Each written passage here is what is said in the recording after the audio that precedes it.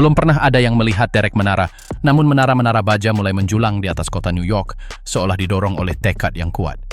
Pada tahun 1910-an, langit dipenuhi dengan balok-balok yang tergantung, orang-orang berjalan di atas kerangka logam, dan mesin uap bernapas di tengah deru kota.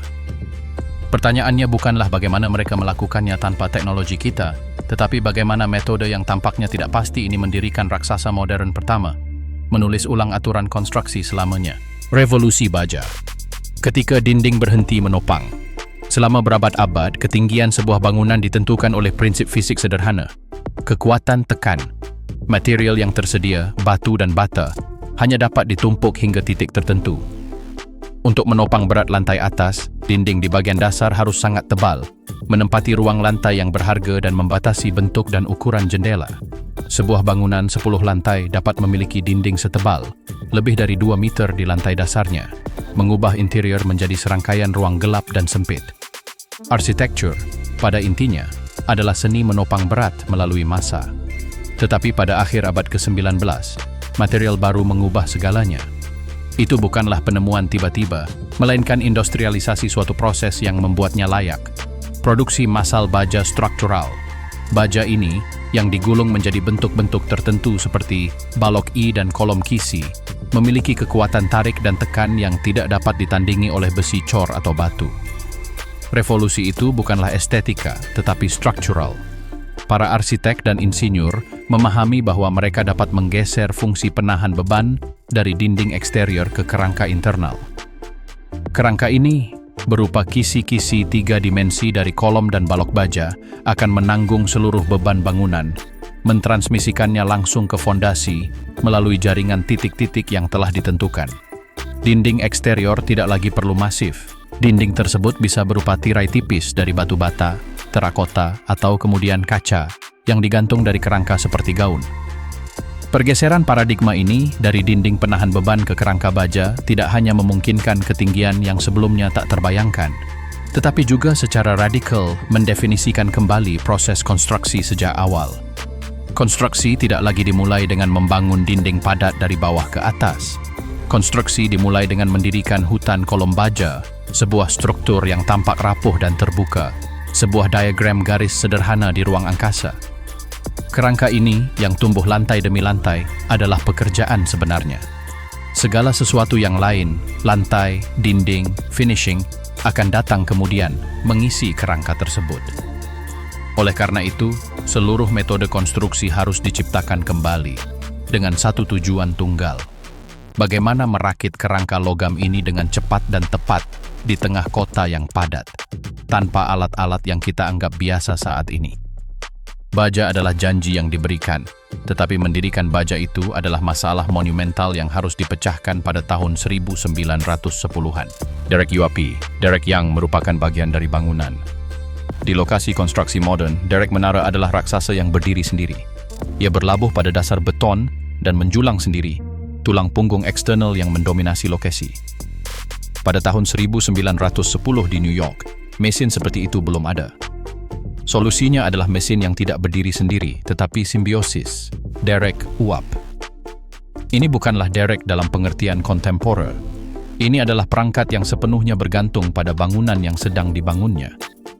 Desainnya sederhana sekaligus berani. Tiang baja vertikal, seringkali setinggi 30 meter atau lebih, berdiri di atas struktur yang sebagian telah selesai. Tiang ini tidak ditopang oleh dasarnya sendiri, tetapi oleh jaringan kabel baja tebal, turnbuckle, yang ditambatkan di berbagai titik pada bangunan, menarik tiang ke arah yang berlawanan untuk menjaganya tetap tegak melawan angin dan beban. Itu adalah tiang bendera, tetapi alih-alih mengibarkan bendera, ia akan mengangkat balok yang beratnya beberapa ton.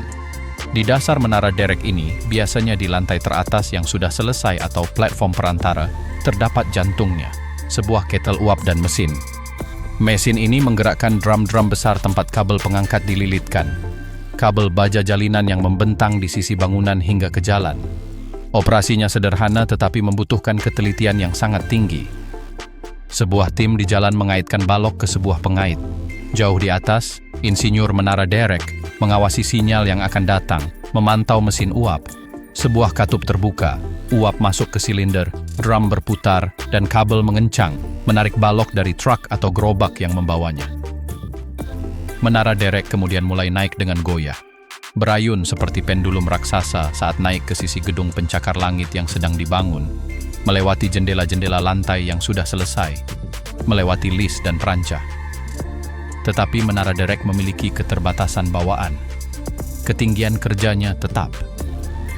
Saat bangunan tumbuh melampaui jangkauan tiang, mesin itu sendiri harus dinaikkan. Proses ini yang dikenal sebagai melompati menara bor adalah salah satu manuver paling rumit dan berbahaya dari keseluruhan proyek. Pertama, balok baja horizontal baru, balok melintang, dipasang beberapa lantai di atas tiang yang sudah ada. Kemudian, dengan sangat hati-hati, pengencang yang menahan tiang dilonggarkan. Menggunakan katrol sementara dan kabel bantu, tim mulai mengangkat seluruh rakitan, tiang, mesin uap, dan platform. Selama beberapa menit yang kritis, seluruh menara bor tergantung di udara, hanya ditahan oleh kabel sementara, bergoyang lembut tertiup angin saat para pekerja mengarahkannya ke posisi barunya. Setelah tiang meluncur ke alas barunya dan kabel jangkar baru dikencangkan, mesin tersebut kembali beroperasi. Siklus ini diulang puluhan kali dalam pembangunan satu gedung pencakar langit. Menara bor uap bukanlah alat eksternal. Itu adalah organ sementara bangunan, tambahan mekanis yang harus ditanggung dan diregenerasi oleh kerangka baja itu sendiri pada ketinggian yang lebih besar dalam perjalanannya menuju langit. Logistik perang, baja yang tak bisa menunggu. Membangun gedung pencakar langit di jantung Manhattan bukanlah sekadar proyek konstruksi, melainkan lebih seperti kampanye pasokan militer.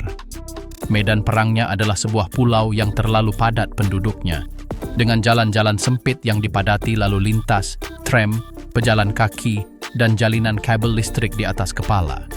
Dan pasokan utama, baja struktural, tidak diproduksi di sana. Setiap balok, setiap kolom, setiap pelat penghubung lahir ratusan mil jauhnya di pabrik baja raksasa di tempat-tempat seperti Pittsburgh, Pennsylvania, atau Bethlehem. Komponen-komponen ini bukanlah komponen generik. Masing-masing digulung sesuai dengan gambar teknik tertentu, dengan panjang, profil, dan pola lubang yang tepat, agar sesuai dengan komponen di sekitarnya pada titik tertentu dalam kerangka. Tidak ada ruang untuk kesalahan atau improvisasi. Balok dengan lubang yang dibor dengan buruk tidak berguna dan akan menunda seluruh proses. Setelah diproduksi, komponen tersebut memulai perjalanan epik. Komponen itu dimuat ke gerbong kereta barang, bersama dengan lusinan komponen lainnya, untuk perjalanan yang dapat berlangsung berhari-hari atau bahkan berminggu-minggu, tergantung pada penundaan kereta api, cuaca, dan kemacetan jaringan listrik. Tujuan akhirnya bukanlah gudang di Manhattan, karena gudang seperti itu tidak ada.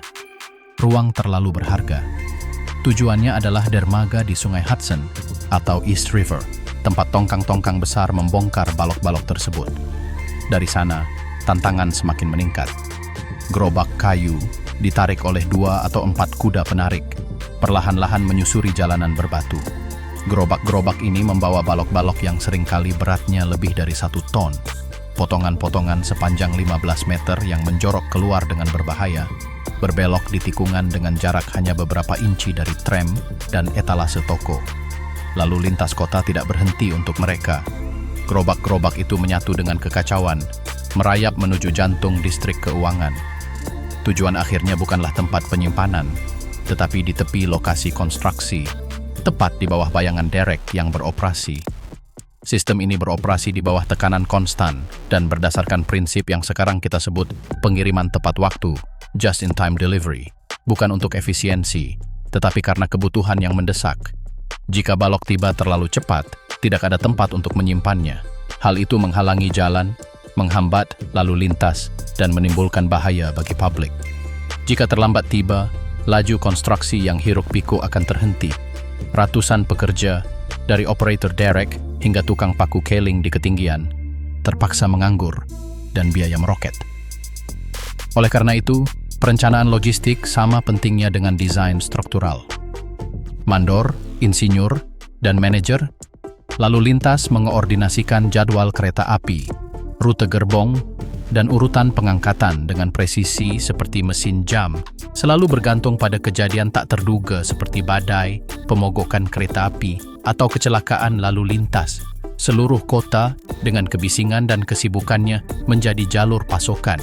Tidak ada ruang untuk kesalahan maupun ruang untuk baja yang belum siap untuk diangkut. Tarian di udara, mengangkat, membimbing, dan menempatkan. Ketika balok akhirnya mencapai dasar gedung, bagian paling berbahaya dan terencana dari seluruh proses dimulai. Perjalanannya dari jalan ke posisi permanennya di langit. Ini adalah balet kekuatan kasar, ketelitian yang tepat, dan komunikasi tanpa suara yang dilakukan ratusan meter di atas tanah. Aksi pertama diarahkan oleh orang di jalan, si pengait. Tugasnya adalah mengamankan balok ke pengait derek dengan rantai berat, memastikan beratnya seimbang untuk mencegah goyangan yang berlebihan. Setelah aba-aba diberikan, kendali beralih ke dua orang yang perannya sangat penting, pemberi sinyal dan insinyur derek. Di tengah hiruk-pikuk lokasi konstruksi yang memekakkan telinga, suara mesin uap, derak trem, dentuman paku keling, dan hiruk-pikuk kota yang terus-menerus membuat komunikasi verbal menjadi mustahil. Teriakan akan hilang di udara. Oleh karena itu, semuanya bergantung pada sinyal tangan pemberi sinyal. Berada di posisi yang memiliki pandangan jelas ke arah balok yang naik dan masinis di kabinnya, petugas pemberi sinyal adalah satu-satunya penghubung. Dengan sistem isyarat yang terenkripsi, ia menunjukkan tindakan. Lengan terentang ke atas dalam gerakan melingkar untuk mengangkat, telapak tangan diturunkan untuk berhenti, isyarat tangan untuk memutar beban. Masinis tidak melihat balok itu. Matanya tertuju pada tangan petugas pemberi sinyal. Kepercayaan di antara mereka mutlak. Satu isyarat yang salah tafsir, keterlambatan sedetik, dan balok seberat beberapa ton dapat menjadi pendulum yang tak terkendali, menabrak struktur, memutuskan kabel, atau membunuh seseorang di jalan. Saat balok naik, bergoyang perlahan, panggung sedang disiapkan di ketinggian. Di sana, pada kerangka terbuka lantai atas yang telah selesai, para konektor menunggu. Orang-orang ini adalah elit dari elit. Para pekerja besi yang bekerja tanpa jaring pengaman atau tali pengaman, berjalan dengan tenang yang membingungkan di atas balok horizontal yang lebarnya hanya sekitar 30 cm, dengan jurang di bawah kaki mereka. Pekerjaan mereka dimulai saat balok yang naik mendekati permukaan tanah. Dengan tali pemandu panjang yang terpasang di ujungnya, para penyambung menarik dan mengarahkan beban, melawan goyangannya, dengan lembut membimbingnya ke posisi akhirnya di antara kolom-kolom yang akan menerimanya. Momen ini penuh dengan ketegangan ekstrim. Kolom-kolom penerima tidak diam. Seluruh bangunan pada ketinggian itu bergerak. Bangunan itu melentur dan bergoyang sedikit karena angin, gerakan yang bisa mencapai beberapa sentimeter.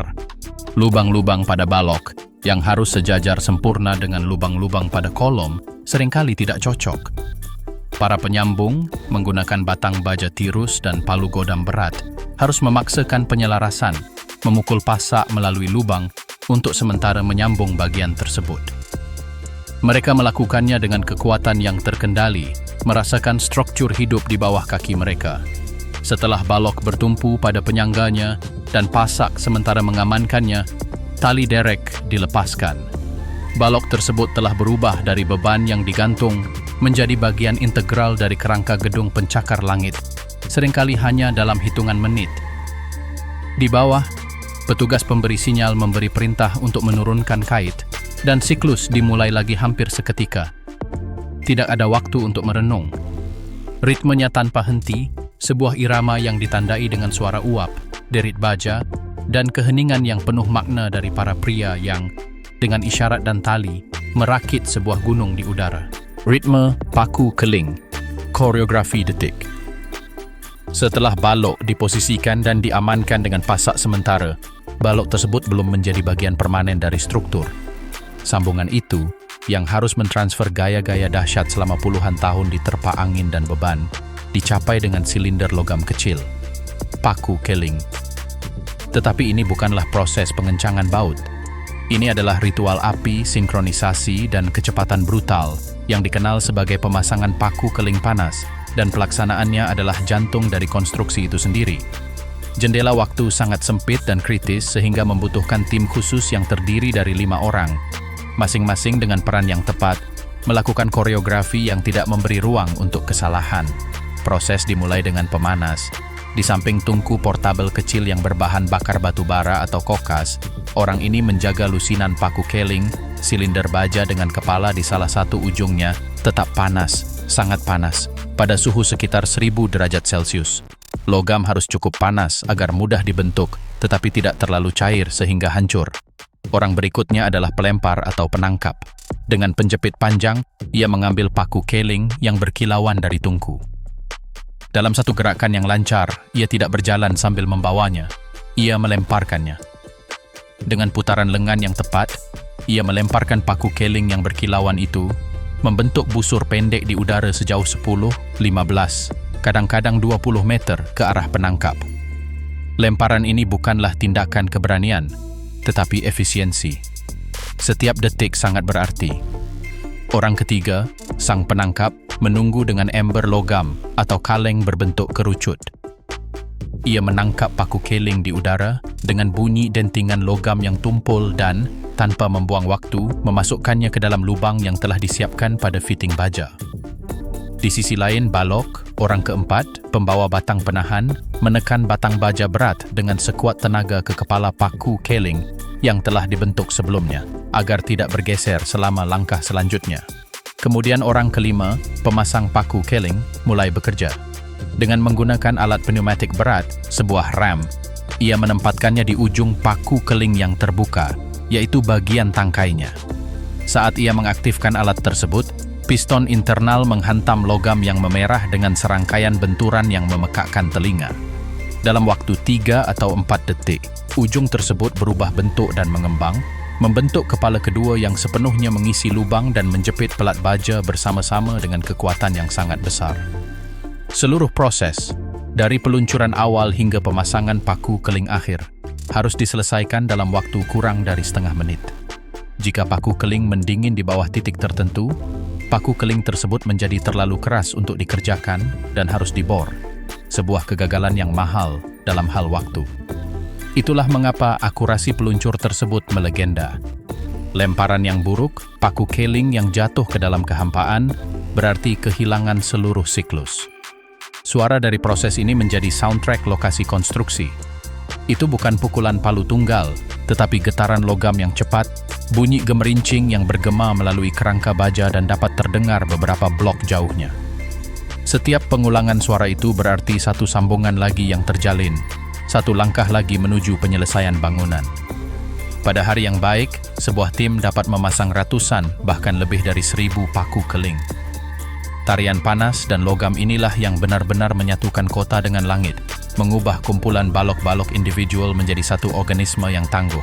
Geometri gaya, menyelaraskan puzzle yang bergerak. Sebelum tim pemasang paku keling dapat memulai pekerjaan mereka, potongan-potongan baja harus disejajarkan secara fisik. Dan ini mungkin merupakan tantangan yang paling membuat frustrasi dan menuntut secara fisik dari seluruh proses perakitan. Di atas kertas, gambar teknik menunjukkan kisi-kisi yang sempurna, dengan lubang yang dibor secara presisi di setiap balok dan kolom yang harus sesuai hingga milimeter. Pada kenyataannya, 100 meter di atas jalan, teori bertabrakan dengan serangkaian kekuatan brutal. Pertama, ada angin yang tidak hanya menggoyangkan balok selama pengangkatan, tetapi juga menyebabkan seluruh struktur yang sudah dibangun berayun. Satu kolom dapat bergeser beberapa sentimeter relatif terhadap kolom sebelahnya. Kedua, ada ketidaksempurnaan yang melekat dalam pembuatan dan pengangkutan.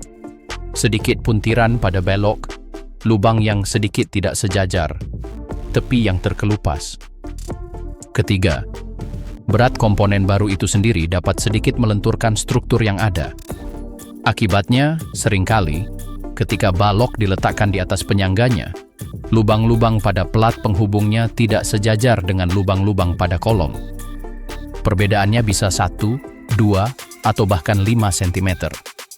Anda tidak bisa begitu saja memaksakan balok masuk dengan derek. Balok itu akan patah. Solusinya adalah alat yang tampaknya primitif, tetapi sangat efektif. Batang penyelarasan tirus atau pin penyejajar. Itu adalah batang baja panjang dan berat, dengan satu ujung diasah menjadi kerucut dan ujung lainnya melebar untuk menerima pukulan dari palu godam. Ketika konektor menemui hambatan, salah satunya memasukkan ujung tirus ke dalam lubang yang tidak sejajar. Yang lain, atau kadang-kadang beberapa, memukul ujung belakang batang dengan palu godam yang beratnya hingga 10 kg. Kekuatan pukulan yang ditransmisikan melalui kerucut, mengembang dan sedikit menggeser logam, memaksa lubang-lubang tersebut tumpang tindih hingga cocok sempurna. Suara ketukan ini, bunyi dentuman tajam dan beresonansi, berbeda dari suara paku keling dan merambat ke bawah melalui kerangka seperti pesan kemajuan. Setelah batang sepenuhnya melewati sambungan, batang tersebut dibiarkan di tempatnya sebagai pin sementara. Terkadang, pada sambungan yang sangat kompleks, baut sementara berukuran besar digunakan untuk menjaga keselarasan saat persiapan pemasangan paku keling. Presisi yang dibutuhkan sangat mutlak. Kesalahan keselarasan di lantai bawah bukan hanya masalah lokal. Kesalahan itu akan ditransmisikan dan diperkuat ke atas. Jika sebuah kolom tidak sepenuhnya vertikal, atau sebuah balok tidak sepenuhnya rata, setiap bagian selanjutnya yang terhubung dengannya akan mewarisi penyimpangan tersebut. Pada ketinggian tertentu, akumulasi kesalahan dapat menjadi bencana, mencegah komponen atas untuk terpasang sama sekali. Itulah mengapa tim penyambung dan penyelarasan adalah yang paling berpengalaman dan dihormati. Pekerjaan mereka bukan hanya tentang kekuatan kasar, tetapi tentang pemahaman geometris dan kepekaan sentuhan yang tajam. Mereka tahu cara membaca tegangan pada logam, bagaimana merasakan seberapa besar mereka dapat memaksakan sambungan sebelum berisiko merusak, dan mereka memahami bagaimana seluruh bangunan berperilaku sebagai sistem yang fleksibel. Setiap pukulan palu godam adalah keputusan yang diperhitungkan, penerapan kekerasan yang terkontrol untuk menjinakkan geometri liar baja di udara. Penguasa langit, budaya dan risiko, pekerja besi. Pria yang melakukan pekerjaan ini bukanlah buruh biasa. Dia adalah seorang pekerja besi, sebuah profesi yang berubah menjadi kasta tersendiri, sebuah persaudaraan dengan kode etik, ritual, dan hubungan uniknya dengan risiko. Tidak ada jalur pelatihan formal. Pengetahuan diturunkan dari veteran ke pemula, dari ayah ke anak, dalam sistem pembelajaran langsung yang brutal. Persyaratan pertama, bahkan sebelum kekuatan, adalah keseimbangan. Berjalan di atas balok selebar 30 cm, 200 meter di atas tanah, di tengah angin, dengan tangan penuh membawa peralatan, bukanlah keterampilan yang bisa diperoleh sembarang orang. Itu membutuhkan kepekaan gerak, kepercayaan mutlak pada tubuh sendiri, dan pada telapak sepatu bot bertali yang mencengkeram baja. Keberanian adalah suatu persyaratan, tetapi bukan jenis keberanian yang gegabah. Itu adalah keberanian yang dingin dan terhitung, berdasarkan kompetensi dan kesadaran konstan akan bahaya. Komunikasi di antara mereka jarang, seringkali tanpa suara. Di ketinggian, di mana angin mencekik kata-kata, mereka belajar membaca niat dalam bahasa tubuh, dalam pandangan sekilas, dalam anggukan. Teriakan adalah upaya terakhir, sinyal bahaya. Normalisasi risiko ekstrim ini mendefinisikan hidup mereka. Tidak ada tali pengaman, tidak ada jaring pengaman, tidak ada pagar permanen. Batas tak terlihat, angin, ketinggian, dan akhir sebuah metode.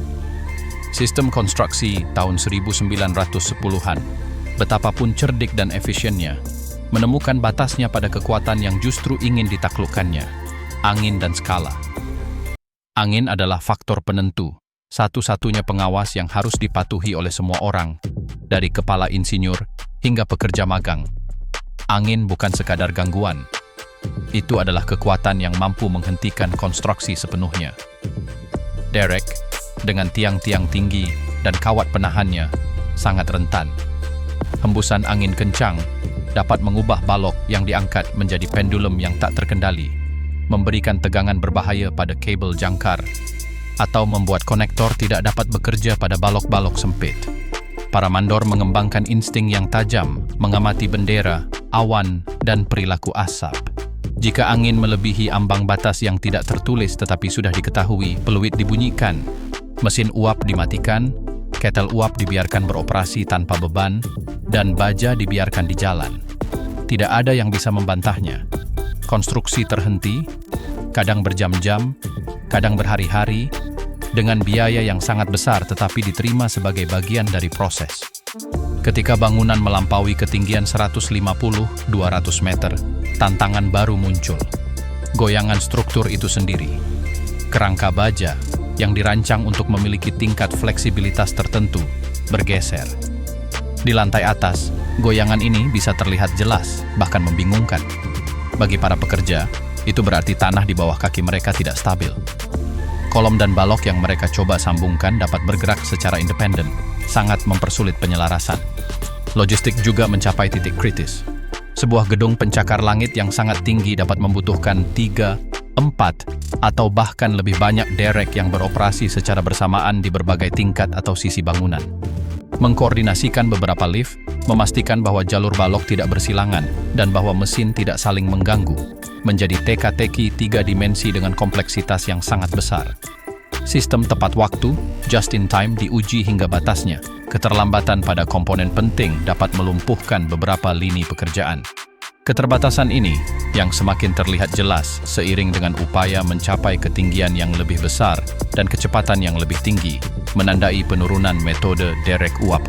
Ini bukanlah kegagalan, melainkan habisnya potensi metode tersebut. Kebutuhannya jelas. Mesin pengangkat yang tidak bergantung pada bangunan untuk penyangga, yang dapat mengangkat dirinya sendiri secara stabil dan aman, serta memiliki radius dan kapasitas angkat yang lebih besar. Kebutuhan ini mendorong pengembangan yang akan mendefinisikan era berikutnya, derek menara yang digerakkan sendiri. Namun, warisan metode tahun 1910 tidak digantikan, melainkan diserap. Derek menara modern pada dasarnya adalah derek yang disempurnakan, terbebas dari keterbatasannya. Tetapi yang tidak dapat digantikan oleh derek adalah prinsip-prinsip manusia dan organisasi yang ditempa oleh sistem lama dalam kesulitan. Generasi pembangun berikutnya tidak memulai dari nol. Mereka memanfaatkan pemahaman mendalam tentang bagaimana baja berperilaku di udara, bagaimana tim pekerja harus bergerak di ketinggian, dan bagaimana mengatur aliran material di jantung kota yang dinamis. Gedung pencakar langit tanpa derek modern bukanlah jalan buntu dalam bidang teknik. Mereka adalah akademi yang brutal dan praktis tempat pelajaran pertama, dan terpenting dalam menguasai langit dipelajari.